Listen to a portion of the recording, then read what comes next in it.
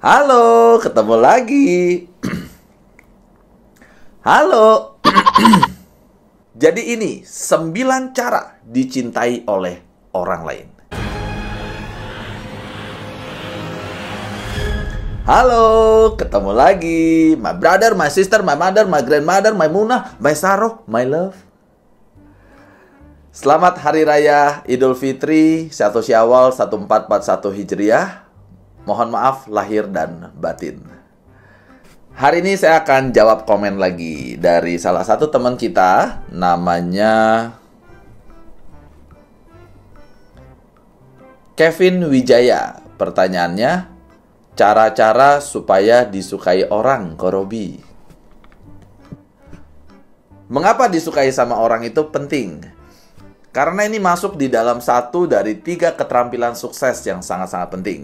Keterampilan sukses pertama yang harus dimiliki adalah cara untuk membuat outcome yang tertanam di bawah sadar. Keterampilan yang kedua adalah cara untuk mempengaruhi diri sendiri. Karena kadang-kadang orang kepinginnya bisa mempengaruhi orang, tetapi ternyata untuk mempengaruhi diri sendiri pun mereka belum punya keterampilannya. Dan yang ketiga, baru kita bahas tentang bagaimana cara mempengaruhi orang lain.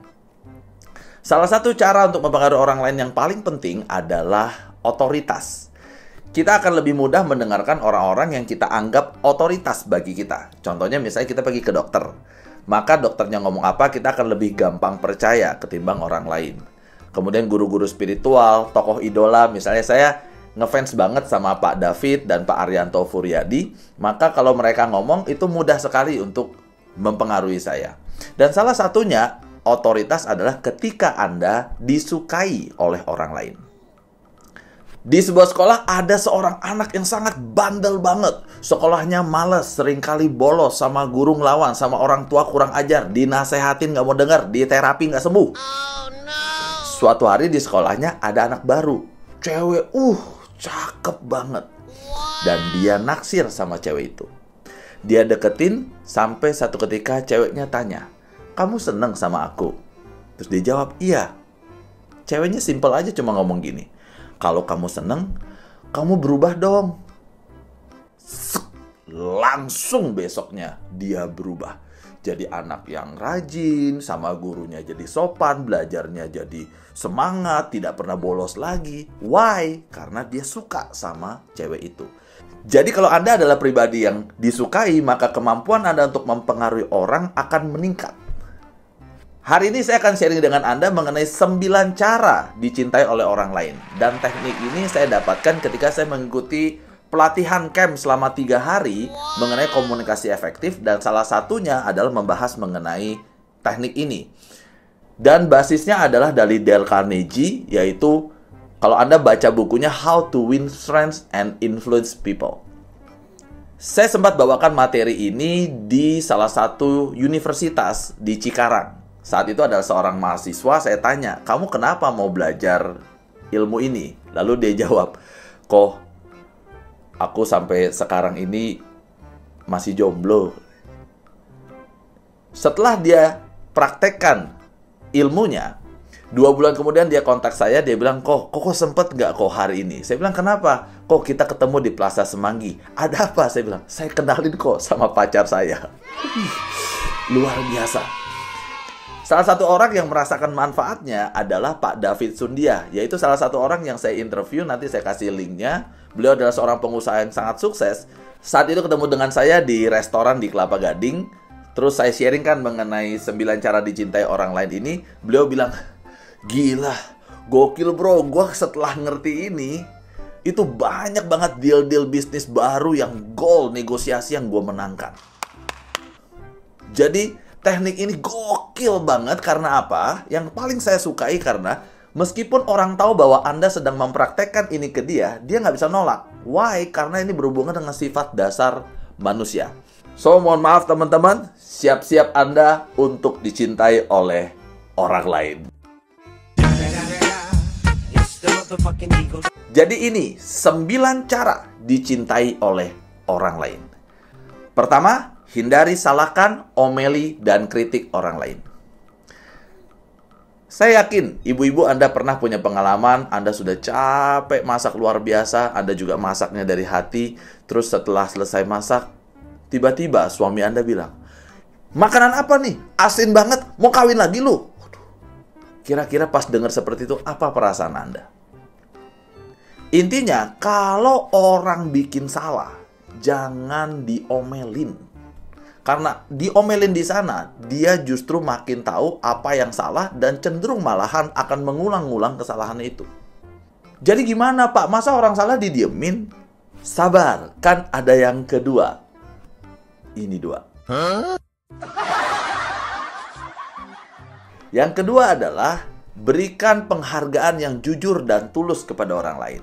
Jadi ini tips mempengaruhi orang yang sangat luar biasa dan kadang-kadang orang kebalik. Jadi seharusnya gini, kalau orang benar, Anda justru confirm, ngomong. Tapi kalau dia salah, Anda diam aja. Karena semakin banyak Anda highlight salahnya, dia justru akan makin banyak melakukan kesalahan itu. Saya yakin Anda pernah punya pengalaman yang hubungannya dengan ini. Misalnya ada meeting, terus ada salah satu peserta yang datangnya telat. Pada saat dia telat, ditegor di hadapan banyak orang. Kenapa telat? Kamu nggak tahu ini udah jam berapa?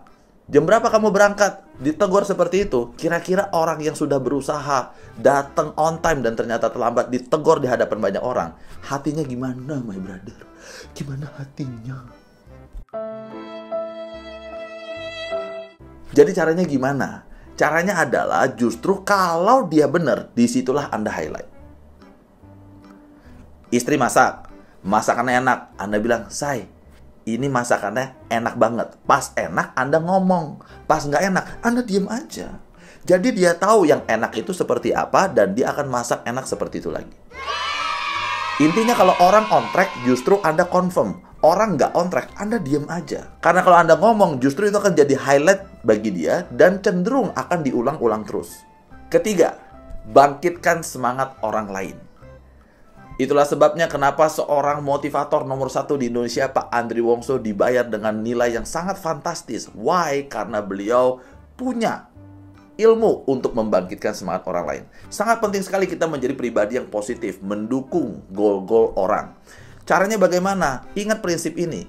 Jam yang rusak pun masih menunjukkan waktu yang tepat 2 kali dalam 1 hari.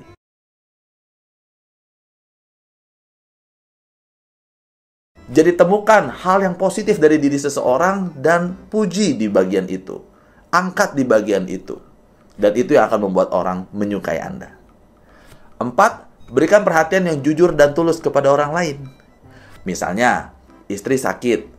Anda tanya, "Gimana hari ini badannya? Udah mendingan belum?" Atau mungkin Anda punya inisiatif mau carikan obat atau akan carikan informasi. Atau paling minim, misalnya tanya, yang nggak enak badannya yang mana? Lalu Anda pijit, dan itulah yang membuat Anda akan disukai. Kelima, berikan senyuman keramahan Anda. Seorang manajer Tosserba di New York mengatakan bahwa dia lebih senang mempekerjakan orang yang tidak tamat SMA, tetapi memiliki senyum yang menawan, ketimbang mempekerjakan seorang PhD yang berwajah perang. So, ladies, mana senyum Anda? Iya. 6, sebut nama orang dengan baik dan benar. Salah satu pengusaha baja yang sangat revolusioner namanya adalah Andrew Carnegie. Apa yang membuat dia begitu sukses? Karena dia mengetahui rahasia dari menyebut nama orang. Baja biasa dijual paling banyak kepada perusahaan rel kereta api. Satu ketika, Andrew Carnegie mau buka pabrik baja di Pennsylvania. Maka dia mencari tahu siapa pemilik rel kereta api terbesar di Pennsylvania dan dia temukan namanya adalah Edgar Thomson.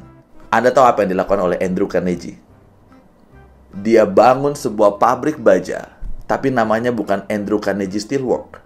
Dia menggunakan nama calon customernya, yaitu Edgar Thomson Steelworks.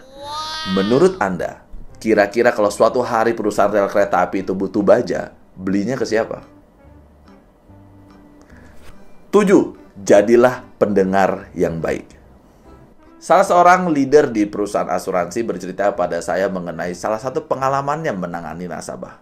Ini nasabah kecewa banget karena ada salah satu agennya yang bandel, kemudian bawa lari uang preminya. Tapi leader ini nggak lari. Dia justru datang ke nasabahnya. Anda tahu bagaimana sambutannya? Itu polis dilempar ke mukanya. Dia tenang aja. Dia tetap mendengarkan keluhannya. Diomelin, kamu gimana? Pokoknya saya nggak mau tahu. Saya maunya kamu beresin. Diomelin. Dia dengerin aja. Iya bu, saya minta maaf bu, saya salah bu. Dan dia akui semua kesalahannya. Dan dia beresin masalahnya satu persatu hingga selesai. Anda tahu, sekarang nasabah itu jadi loyal banget sama dia. Bahkan, waktu dia ulang tahun, dibikinin surprise sama nasabahnya. Karena apa? Karena dia bisa menjadi pendengar yang baik.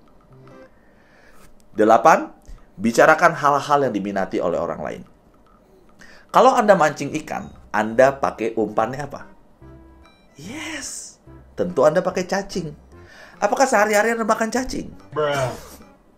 Ya enggak lah. On banget pertanyaannya ya. Tapi kenapa Anda pakai cacing? Karena Anda tahu bahwa ikan sukanya cacing. Demikian juga ketika kita berkomunikasi dengan orang lain. Kita bicarakan topik yang kita sukai atau kita bicarakan topik yang dia sukai? Yes, tentu kita akan bicara topik-topik yang dia sukai. Lalu apa topik yang paling dia sukai? Di dalam 500 percakapan telepon, ada 3.900 kata yang diulang-ulang. Apa itu? Yes, tepat sekali. Kata ganti orang pertama. Aku, saya, I. Gini. Kalau ada sebuah foto berkelompok di mana ada Anda di dalamnya, foto siapa yang paling pertama kali Anda cari? Diri sendiri. People don't care how much you know until they know how much you care. Jadi kalau Anda ingin berbicara mengenai topik yang paling menarik untuk orang yang bersangkutan, bicarakan hal-hal yang berkaitan dengan orang tersebut. 9. Jadikan orang lain penting. John Dewey, seorang filsuf Amerika, mencari tahu hasrat yang ada di dalam diri seseorang yang paling dasar. Yang membuat seseorang mau bekerja keras, mau jadi lebih pintar, mau jadi lebih kaya, mau jadi lebih cantik. Apa itu? Satu hal, yaitu perasaan untuk dianggap penting. So, jadikan orang lain penting. Untuk hal ini Anda bisa praktek, misalnya mohon izin Bapak Ibu, Anda perlakukan orang-orang yang mungkin hari ini tidak terlalu dianggap oleh orang lain, padahal mereka memiliki peranan yang amat penting bagi hidup kita. Misalnya seperti seorang petugas kebersihan, yang setiap hari beresin sampah kita. Besok kalau pas ketemu, coba deh Anda berikan apresiasi. Pak, thank you ya sudah bantu bersihkan tempat sampah kami selama ini. Semoga hari ini jadi hari yang baik buat Bapak.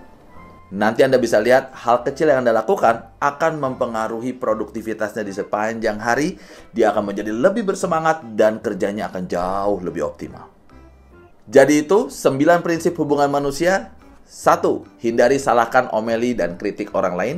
2. Berikan penghargaan yang jujur dan tulus kepada orang lain. 3. Bangkitkan semangat orang lain. 4. Berikan perhatian yang jujur dan tulus kepada orang lain. 5. Berikan senyum keramahan Anda. 6. Sebut nama orang dengan baik dan benar. 7. Jadilah pendengar yang baik. 8. Bicarakan hal-hal yang diminati oleh orang lain. Dan 9. Jadikan orang lain penting. Waktu saya belajar ini, waduh, saya semangat banget, antusias banget, mau praktek langsung semua. Apa hasilnya? Saya jadi nggak tahu mesti gimana. Setiap kali ketemu orang, ini salah, itu salah, ini salah. Akhirnya saya jadi stres dan fail ketika saya praktekkan ini, atau gagal saya praktekkan ini. Jadi bagaimana teman-teman tips agar Anda bisa mempraktekkan ini dengan baik? Dari 9 hal yang Anda dengarkan hari ini, Anda cukup pilih 1. Pilih berapa? Yes, pilih 1. Kalau mau komit, Anda juga boleh tuliskan di kolom komentar yang 1 itu. Dan Anda praktekkan sampai menjadi sebuah kebiasaan. Kalau yang 1 itu sudah jadi sebuah kebiasaan yang baru nanti Anda tambah yang kedua, selanjutnya ketiga, keempat, dan seterusnya. Semoga dengan mempraktekkan prinsip-prinsip hubungan manusia ini, Anda bisa menjadi pribadi yang disukai orang lain, sehingga kemampuan Anda mempengaruhi orang lain akan mengalami peningkatan. Bila Anda merasa video ini bermanfaat, silahkan Anda bisa subscribe, like, comment, and share. Senang bisa berbagi banyak dengan Anda. Sukses buat Anda dan love you so much. Mwah.